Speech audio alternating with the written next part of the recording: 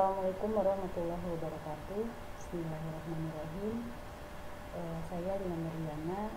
Pada kesempatan kali ini akan membahas analisis varian satu arah. Analisis varian satu arah merupakan bagian dari analisis varian atau yang sering disebut dengan ANOVA atau ANOVA. Merupakan metode analisis statistik yang tergolong analisis komparatif yang digunakan untuk menguji perbedaan mean atau rata-rata data lebih dari dua kelompok atau ragam. Nah, analisis varian ini sendiri terbagi menjadi tiga.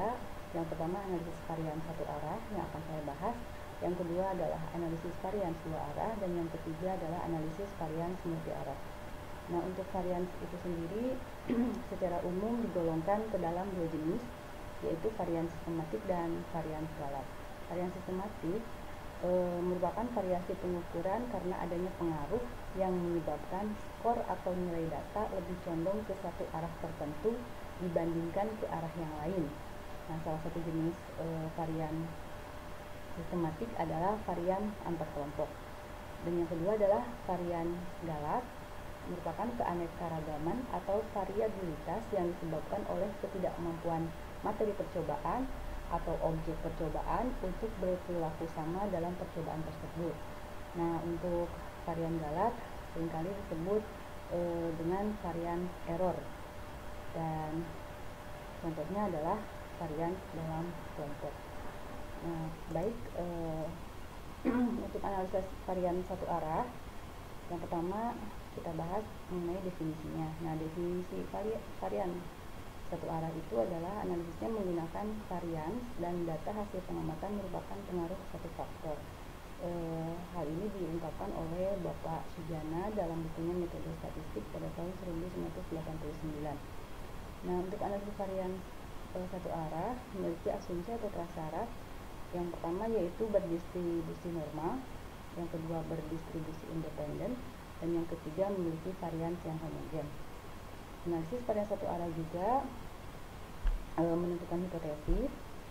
Hipotesisnya terjadi dua, H0 dan H1. Untuk H0 μ1 sama dengan μ2 sama dengan μ3 sama dengan μk. Dan untuk H1 nya menunjukkan bahwa setidaknya ada dua kelompok yang memiliki rata-rata yang berbeda. Selanjutnya adalah prosedur uji ANOVA satu arah atau prosedur uji analisis varian satu arah. Yang pertama akan dibahas adalah perhitungan manual. Untuk langkah-langkahnya, pertama adalah menentukan hipotesis, yang kedua membuat daftar data sampel dan kelompok berdasarkan kategori tertentu, yang ketiga menentukan derajat kebebasan, yaitu ada dua. Yang pertama antar kelompok dan yang kedua dalam kelompok. Untuk antar kelompok rumusnya K dikurangi 1, dan untuk dalam kelompok N dikurangi K, di mana K sama dengan jumlah kelompok dan untuk N adalah jumlah sampel. Kemudian yang keempat menentukan jumlah kuadrat. Ada tiga untuk menentukan jumlah kuadrat. Yang pertama jumlah kuadrat rata-rata, yang kedua jumlah kuadrat antar kelompok, dan yang ketiga jumlah kuadrat dalam kelompok. Untuk jumlah kuadrat rata-rata kita singkat menjadi RY biar mudah ingat, dan juga merujuk pada bukunya Bapak Sujana di buku Metode Statistik, bahwa RY sama dengan Y kuadrat dibagi sigma NI. Dan untuk jumlah kuadrat antar kelompok atau AY, bagaimana yang tertera dalam di layar, bahwa AY sama dengan sigma Y dikuadratkan NI dikurangi RY. Kemudian jumlah kuadrat dalam kelompok atau DY, rumusnya sigma Y kuadrat dikurangi RY dikurangi AY, di mana sigma Y kuadrat sama dengan jumlah kuadrat dari semua nilai pengamatan. Selanjutnya adalah menentukan kuadrat tengah. Nah, kuadrat tengah ini rumusnya diambil dari jumlah kuadrat dibagi dengan derajat kebebasan masing-masing. Yang pertama adalah rata-rata, yang kedua antar kelompok, dan yang ketiga dalam kelompok. rumusnya yang tertera di layar. Nah, kemudian yang keenam, menentukan F hitung.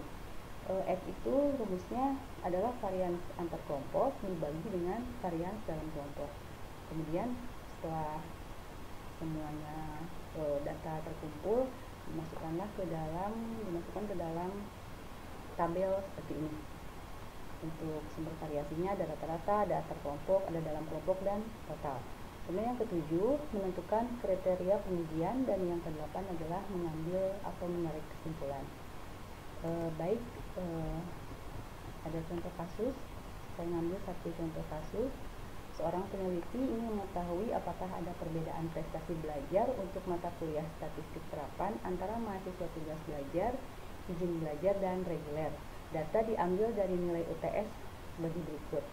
Jadi ini datanya memenuhi bagaimana persyaratan ANAFA bahwa data atau kelompok itu lebih dari 2, jadi 3 kelompok, dan menggunakan sampel sebanyak 26 orang. Kita mulai. Yang pertama adalah menentukan hipotesis. Nah, hipotesisnya H0 sama dengan mu1 sama dengan mu2 sama dengan mu3. Artinya rata-rata dari 3 kelompok adalah sama, dan kemudian H1-nya setidaknya ada 2 kelompok yang memiliki rata-rata yang berbeda. Nah, data yang tertera di soal tadi, nilai TS untuk masing-masing mahasiswa yang tugas belajar, izin belajar, dan reguler dimasukkan ke dalam tabel, kemudian dijumlahkan masing-masing nilainya di masing-masing kelompok, kemudian dicari rata-ratanya. Dan inilah untuk tugas belajar 53 jumlahnya, untuk izin belajar 50, dan untuk reguler 68. Dan ini merupakan min atau rata-rata dari setiap kelompok. Selanjutnya, menentukan derajat kebebasan. Tadi kan kelompoknya ada 3 kelompok ya, kemudian contohnya ada 26. Jadi antar kelompok itu, untuk antar kelompok rumusnya K dikurangi 1, jadi 3 dikurangi 1 sama dengan 2. Untuk dalam kelompok N dikurangi K, K-nya itu 3 dan N-nya adalah 26. Jadi 26 dikurangi 3 sama dengan 23. Jadi ini untuk derajat kebebasan antar kelompok dan dalam kelompok. Selanjutnya, menentukan jumlah kuadrat. Jumlah kuadrat sebagaimana tadi sudah dijelaskan bahwa rumusnya adalah ini yang tertera di layar. Jelaskan sedikit untuk jumlah kuadrat rata-rata, yaitu J kuadrat dibagi dengan sigma NI. Jadi masing-masing jumlah sampel dijumlahkan, kemudian dikuadratkan, dibagi dengan jumlah sampel. Jumlah nilainya dijumlahkan, kemudian dikuadratkan, dan dibagi dengan jumlah sampel. Hasilnya adalah 1124,65. Yang kedua, kuadrat antar kelompok.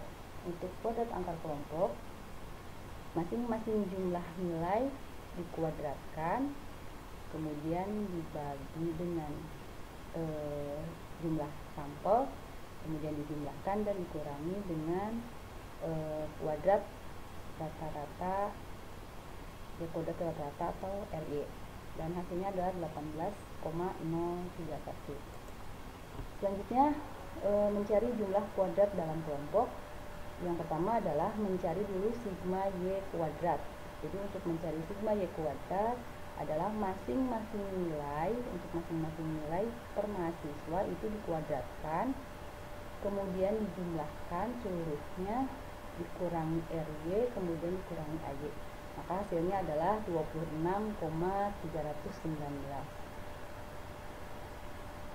Selanjutnya, menentukan kuadrat tengah. Kuadrat tengah itu adalah jumlah kuadrat dibagi dengan derajat kebebasan. Untuk kuadrat tengah rata-rata diperoleh nilai 1124,65. Untuk antar kelompok diperoleh nilai kuadrat tengahnya 9,02. Kemudian untuk data dalam kelompok diperoleh nilainya 1,14. Nah, yang selanjutnya adalah mencari F hitung. F hitung rumusnya adalah varians antar kelompok dibagi dengan varians dalam kelompok, diperoleh nilai 9,02 dibagi 1,14, hasilnya adalah 7,91. Jadi nilai-nilai yang sudah diperoleh itu kemudian dimasukkan ke dalam tabel analisis varians. Nah, karena F hitungnya sudah diketahui, maka dicarilah untuk menentukan kriteria pengujian, maka dicari adalah F tabel. F tabelnya DK pembilangnya kan 2, kemudian DK penyebutnya 23 dan peluangnya 0,95, yaitu alfa 0,05, maka didapat F tabelnya itu 3,43. Jadi dapat disimpulkan bahwa F hitung 7,91 dan F tabel 3,43 lebih besar daripada F tabel. Jadi F hitung lebih besar daripada F tabel, maka H0 ditolak dan H1 diterima. Jadi dapat ditarik kesimpulan bahwa terdapat perbedaan yang signifikan antara mahasiswa tugas belajar, izin belajar, dan reguler. Selanjutnya adalah perhitungan menggunakan aplikasi SPSS. Nah, untuk aplikasi SPSS, inputkan semua data nilai ke data view di aplikasi SPSS, kemudian klik variabel view dan ikuti langkah-langkahnya. Yang pertama adalah untuk mengetahui test of normality. Setelah di langkah-langkahnya diikuti untuk sampai ke test of normality, maka diperoleh hasil sebagai berikut. Ini hasilnya. Jadi pada tabel test of normality, nilai signifikasi prestasi belajar lebih dari 0,005, artinya data berdistribusi normal dan asumsi normalitas data terpenuhi. Setelah itu dicari test of homogeneity of variance dan juga ANOVA-nya, maka diperoleh untuk test of homogeneity of variance 0,056 dan untuk ANOVA-nya 0,002. Menurut statistik tinggi, jika nilai signifikasi pada tabel ANOVA adalah 0,002 dan daerah kritis H0 ditolak jika signifikasinya kurang dari 0,05. Kesimpulannya, H0 ditolak artinya ada perbedaan nyata antara rata-rata hitung dari ketiga kelompok prestasi belajar tersebut. Mungkin cukupkan sekian dari saya. Mohon maaf atas segala kekurangan. Terima kasih atas perhatiannya. Assalamualaikum warahmatullahi wabarakatuh.